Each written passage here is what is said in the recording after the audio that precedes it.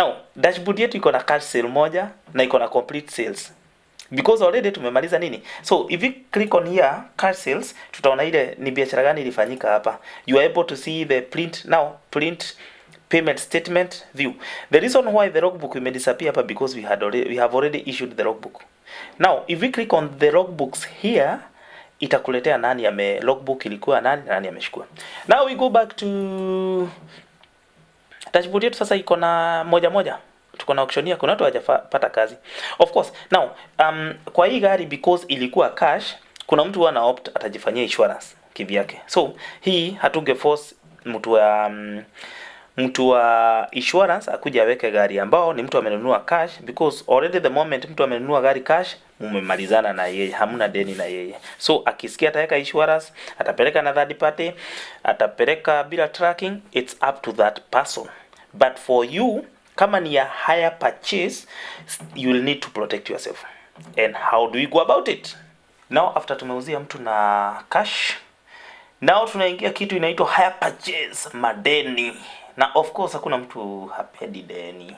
Kila mtu anapenda kukua na deni. So hapa kwa dashboard utapata tuko na all vehicles, we have sold vehicles. Sasa dashboard inakaa hapo kabisa. Iko na 11111. So any number, any addition number, like now tutaongezea gari nyingine so that tuweze kuiuza na higher purchase. Now you see them how the system work. Actually it works magic.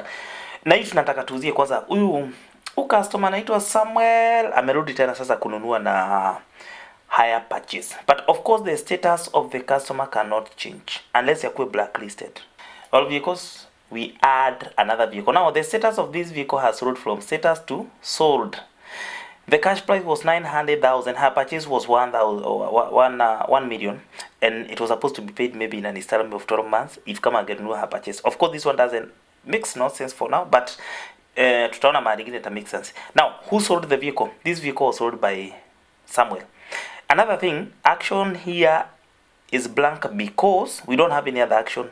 Mtu umempea baka logbook unless anataka kununua gari ingine. Now we add another vehicle here.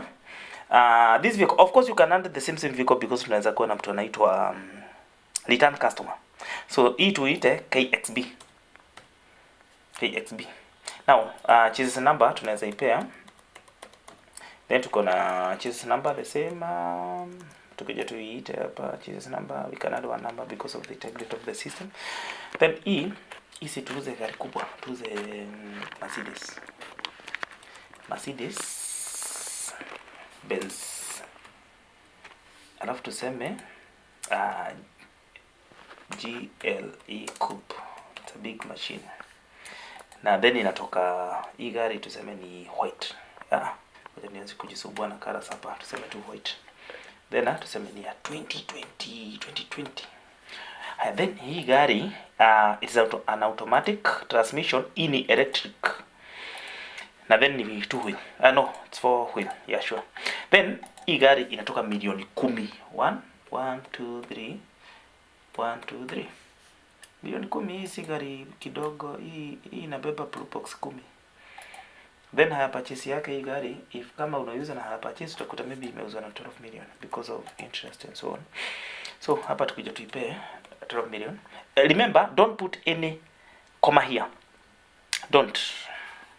Kwa sababu ukiweka comma itaharibu calculation. The logarithm that is being used kwa hii the user interface, this UI, you cannot put commas here. Then hii tuseme hii gari ni gari kubwa sana, huyu mtu anafaa lipa miezi 3.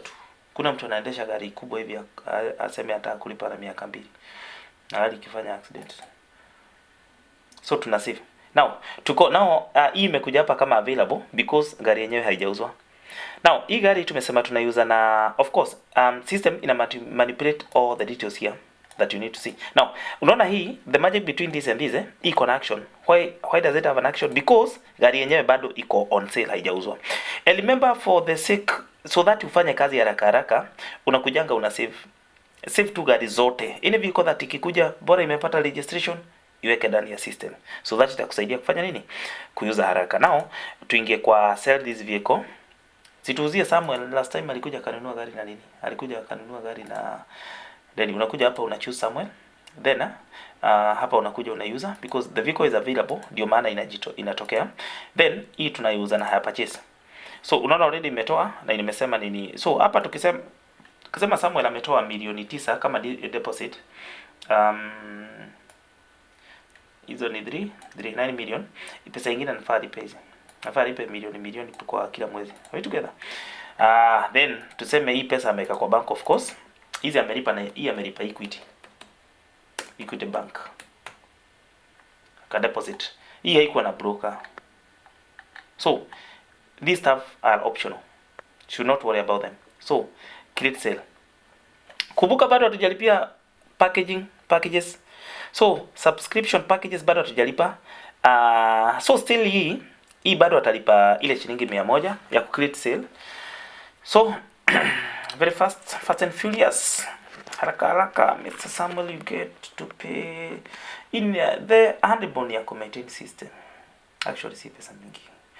There's pesa kidogo tu shilingi 100 unauza gari ya milioni 10 na unachajiwa shilingi 100. Imagine, just to keep that record. The record is very important. So you make payment through M-Pesa, then you wait for the system to load the payments. Wow, received. So once you receive, so sasa tumelipa. After tumelipa, now you can see now the vehicle, it's here. But because the vehicle is on hire purchase, so the status will be on progress. Progress means kitu ambao bado hamjamalizana na mtu. So now what do you do next? There is an action here, an action button here that you will click to see you view sales log first. Maybe SMS reminder sent to client, maybe unamtumia message, whatever that. Now this action inakusaidia ku manage any logs ambazo zimefanyika kwa your account. So here what you can do, you can now print the installment plan. Once you click on this, itakutolea, remember tulisema mambo ya logo yako, everything ndio itakuwa inatoka kwa receipt. Hii receipt is printable. You just like click and you print or you save it. That's all. Now, for this instance unaona itakutolea details za customer zote. Ikupe stamp inasema payment in progress, of which it's true. The vehicle principal amount is 12 million. Deposit was paid is 9 million. Then installment is for 3 months. Then from there we go monthly payments is 1,000. So hapa imegenerate when you are supposed to pay. The first installment will be done on 22nd, the other one. Then we have some terms and conditions here. Of course, these are generic terms and conditions, but still you can use this one because you will print this document, then attach na other terms and conditions that you have. But sasa ile kitu itakusaidia hapa, utaona this vehicle was sold by Samuel, then the signature of the customer, then like thumbprint ya mkono juu identity, then the date, hiyo siku amefanya. It's very important the date iko imeandikwa na mkono wakati mwingine when you are signing something. Then from there, this one you can print, then and you can now keep you can print, you give the customer moja na ingine mbaki nayo, so that in future the customer will have somewhere to look or refer to. So that's it. Now hapo tumemaliza kufanya nini? Hapo tumefanya hire purchase sale. Now another thing you can do under this one, tuko na kitu inaitwa print statement. This was print installment, then we have the print statement which you can print still na ikutolee the amount how the amount was paid. Unaona hii haina story mingi, inakupa tu terms and conditions and whatever. Now what you can do from here, still on this process, you can receive payment. Say sasa receive payment ya hii gari. Pale tumeona hii gari imebakisha pesa ngapi kwanza? Deni yake balance ni 3 million. Ngoja tuone vile itawaka. Hapa tuko na 3 million balance, which is the balance. But now here amekuja ama amekutumia pesa ama ameweka pesa kwa account, you can receive payment. Useme hapa amenipa milioni 1 or let's say 1.5. So hapa amenipa 1.5, then alafu amenipa of course na 1.5 hawezi lipa na M-Pesa, hiyo pesa mingi sana. Ameweka bank transfer na transaction code ni hiyo. So tuna update your payment.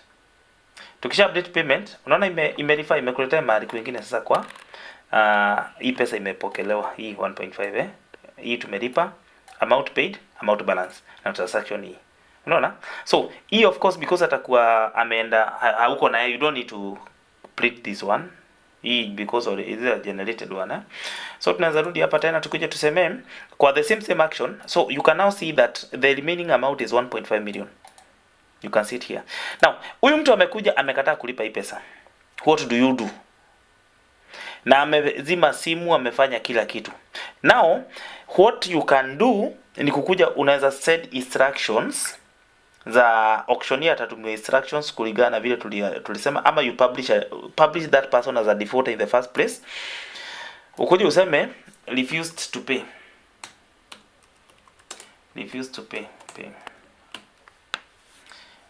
Aya, but still ukubuke because hatujafanya subscription bado itakudai shilingi 200, na ndio huwa we always encourage you take a package ambao utaassume these little transactions za 100 hiyo unatoa. So what we are going to do, we are going to make payments for that so that we see how it works. Kuja haraka kwa M-Pesa, pay bill remain the same forever, 7830745.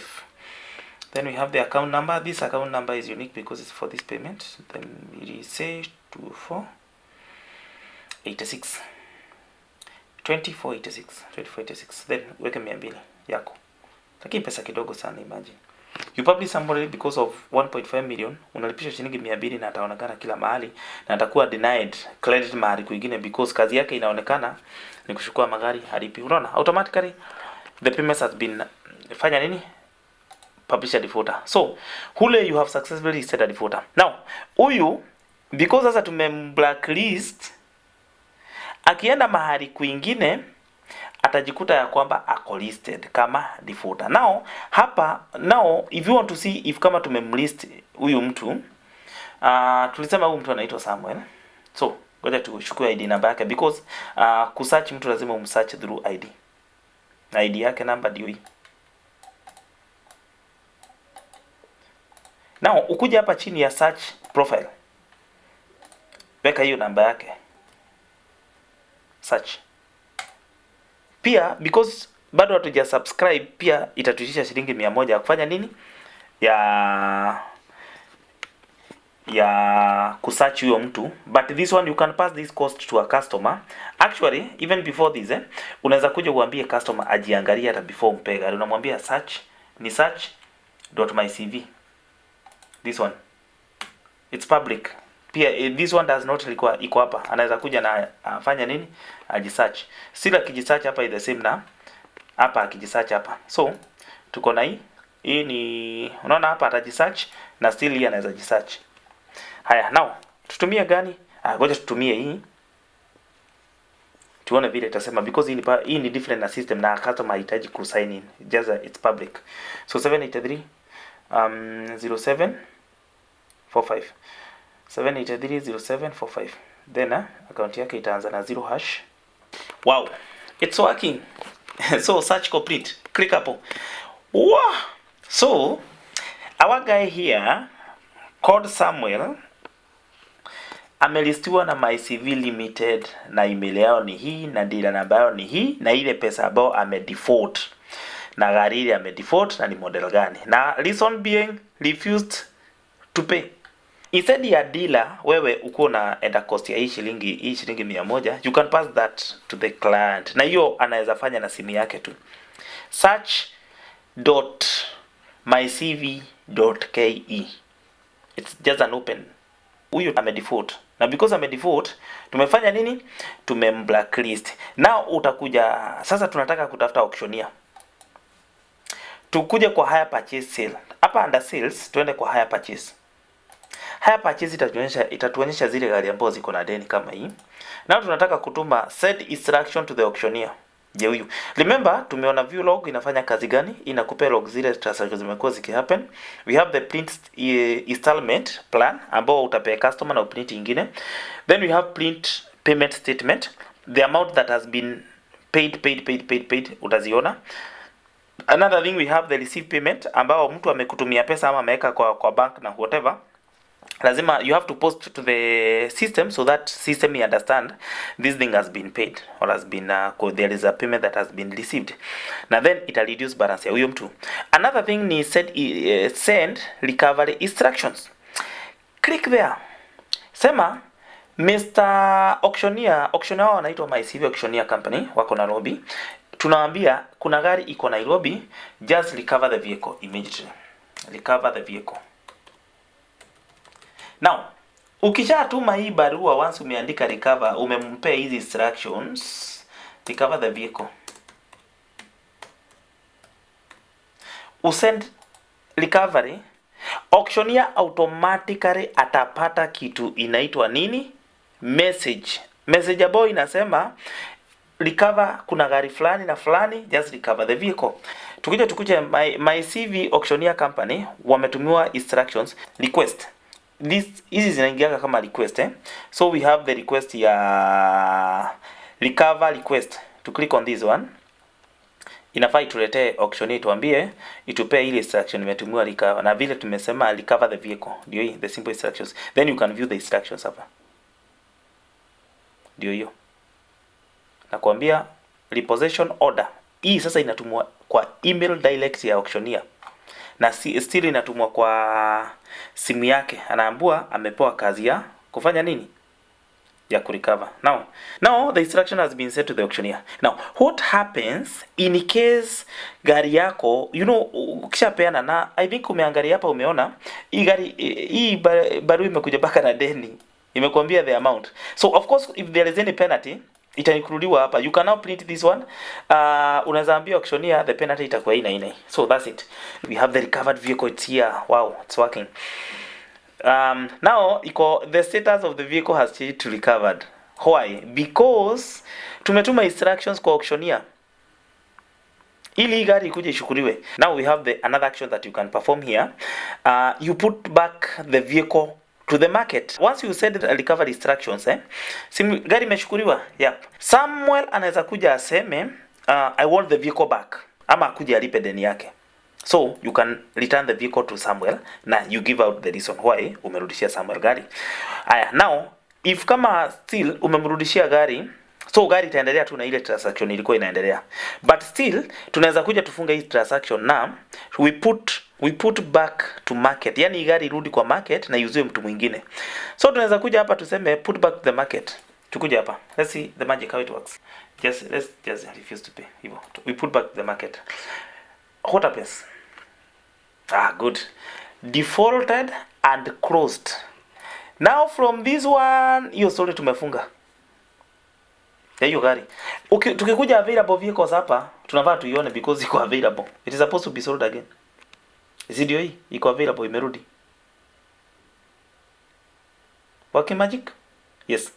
Now hii tunaweza use tena sasa. Another thing, because huyu mtu tulimlist kama defaulter.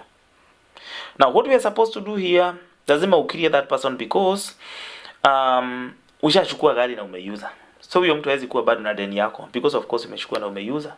So we come back here, tuseme where do we go? We go back to sales. We go to hire purchase. Kulikuwa na hii, tunaanza receive payment ya hii. Because tuseme hiyo gari imefanywa nini? Imeuzwa. Turudishe pesa ile ambayo ilikuwa defaulted. It was 1.5, not 115, not 15 million, 1.5. 1.5 then became transactions. Then we update that still. Good. Completed in full. Unaona sasa imekutolea huyo mtu amelipa. Now, kumbuka still tulimlist kama defaulter hapa. So lazima tumtoe. Ukimsearch utamkuta bado kwa defaulter. Now, akiwa defaulter, wewe ukiwa umemalizana na yeye, so what will happen ni ati yeye anahitaji yeye mwenyewe ajitoe kutoka kwa Mycv. So utamwambia sisi hatuna deni na wewe, clear na Mycv. So tukija tu search ID yake hapa tuone vile inasema. Then of course we have to pay. So hapa tulipe shilingi 100, then inasikiza pesa. Wow, search.